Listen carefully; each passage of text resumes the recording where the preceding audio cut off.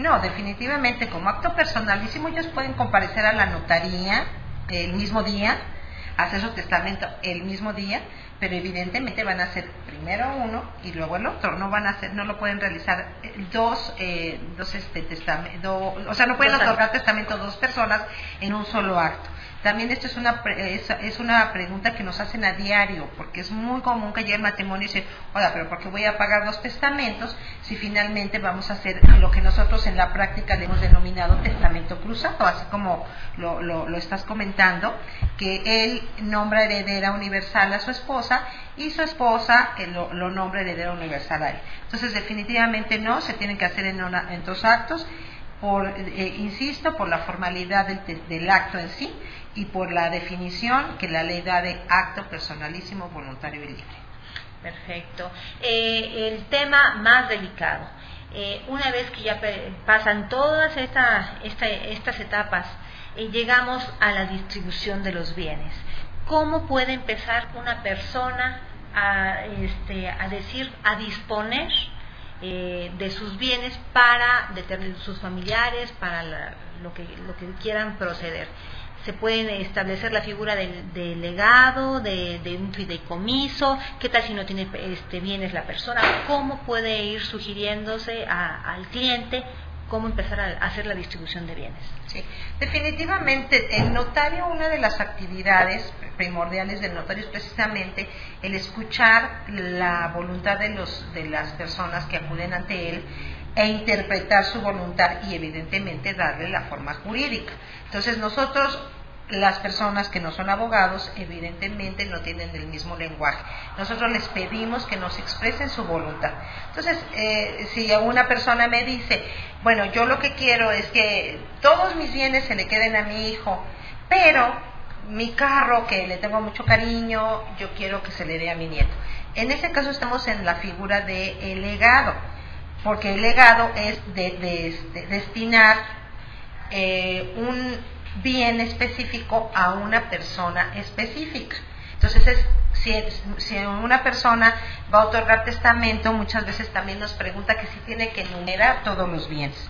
La respuesta que yo les doy es que no, simple y sencillamente porque el carácter de heredero es universal y va a comprender tanto los bienes que posea en este momento como los que adquiere en lo futuro.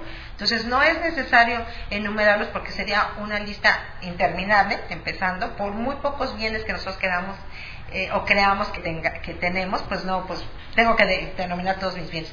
Pero además, entonces esto obligaría que cada vez si yo compro, si mañana yo voy y me compro una bolsa o me compro unos zapatos, pues tendría que modificar mi testamento para incluir esos bienes que estoy adquiriendo. Y si vendo un inmueble o un bien, también entonces tendría que modificar mi testamento para sacarlo del inventario que yo relacioné ahí. Entonces aquí definitivamente es importante tener esas figuras presentes. El heredero, que es en carácter universal, entonces yo no necesito enumerar los bienes, simplemente decir nombro heredero a fulanito de tal, de todos mis bienes presentes y futuros. Esto finalmente es una forma de redactar, pero si yo digo presentes o futuros o no lo digo, definitivamente la figura de heredero está comprendiendo esto. Y si por el otro lado digo que instituyo como legatario a tal persona de tal bien, es exclusivamente de índole particular. Es nada más de esos bienes. Licenciada, y en su experiencia, ¿cómo se lleva a cabo, por ejemplo, en esta distribución de bienes, el que la persona tiene pues una serie de travesías a lo largo de su vida, que tienen una hipoteca, se han comprado una casa, un departamento, y dicen, yo voy a hacer mi testamento y dejo esto? ¿Qué pasa si la persona desafortunadamente muere y no han hecho una liberación de esa hipoteca? Sí, es una pregunta muy interesante. Aquí nos remitiríamos al concepto de sucesión. La sucesión es la herencia o la sucesión de todos los bienes y derechos del autor de la sucesión que no se extinguen con la muerte. Muy al contrario de lo que las personas por lo general creen, las deudas no se extinguen por la muerte. Entonces, muchas veces los familiares dicen ahí, pues ya se murió, ya se acabó la hipoteca. Esto en muchos casos es cierto, pero no es porque el autor de la sucesión haya fallecido, sino esto se da porque generalmente cuando nosotros se nos otorga un crédito, sea con alguna institución bancaria o con alguna de las instituciones de vivienda, Infonavit, Fobiste, lo que se celebra también es un contrato de un seguro de vida. Por lo tanto, si la persona fallece, la deuda se va a extinguir, pero no por el fallecimiento en sí, sino por el contrato de seguro que celebré, y entonces el seguro le va a pagar a la institución acreedora. Por lo tanto, si fallece y hay esa hipoteca, habría que considerar esa parte. Hacer la tramitación de la sucesión, pero también hacer administrativamente el trámite para que la acreedora tenga por extinguida la deuda. No, adelante. Sí, entonces para cuando tenga extinguida esa deuda. Ahora, hay ocasiones en que si se celebraron deudas con particulares, porque se ha dado el caso, generalmente los créditos los otorgan las instituciones bancarias y estos organismos de vivienda, pero también pueden haber créditos otorgados por particulares. Y si ahí no se celebró el contrato de seguro, ahí definitivamente la deuda subsiste. Y el heredero, precisamente, hereda bienes y obligaciones, a diferencia del legatario. El legatario no hereda ningún tipo de obligación. A él se le tiene que pagar su legado, el bien que se le dejó, y él no participa en el pago de las deudas. Pues como ustedes pueden observar, las preguntas son muy interesantes, la experiencia evidentemente nos viene mencionando mucho, pero no se vaya, que regresamos en un momento.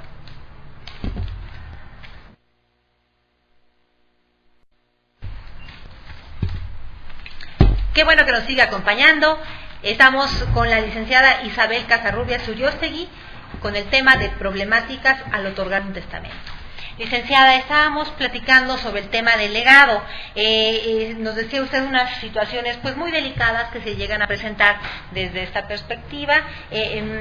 Hay más por decir, pero a mí me gustaría que antes de continuar con todo ese desarrollo me diga quiénes son los actores también en este escenario que ponemos, porque a quién le correspondería hacer a esa entrega del bien a través de este legado, de esta figura jurídica. Claro, definitivamente dentro del testamento, cuando el testador otorga este acto, dentro de aparte de nombrar a sus herederos, de hacer la determinación quiénes van a suceder sus bienes, también él tiene que hacer el nombramiento de un albacea. El albacea es un administrador, es una persona que estará a cargo de la representación, por llamarla de alguna manera, de la sucesión, y quien tendrá los bienes en su poder para hacer la distribución correspondiente. Por lo tanto, es al albacea al que le corresponde hacer esta entrega. ¿Y este albacea qué facultades tiene? ¿Qué derechos y obligaciones también tiene, no? Definitivamente. El albacea, por lo general, es una figura que en mi experiencia las personas me preguntan mucho cuáles son sus funciones, cuáles son sus facultades, porque piensan mucho ellos a quién nombrar albacea, porque generalmente tienen la idea errónea de que el albacea es el que va prácticamente a sustituir al testador, que él es el que se constituye como dueño de los bienes y que a él es al que le corresponde determinar a quién se le entrega y a quién no. No, definitivamente el albacea, es un mero administrador. Y como tal, definitivamente, dentro de las obligaciones que tiene, pues si no es el nombrado heredero, aquí puede haber el caso de que el testador nombre heredero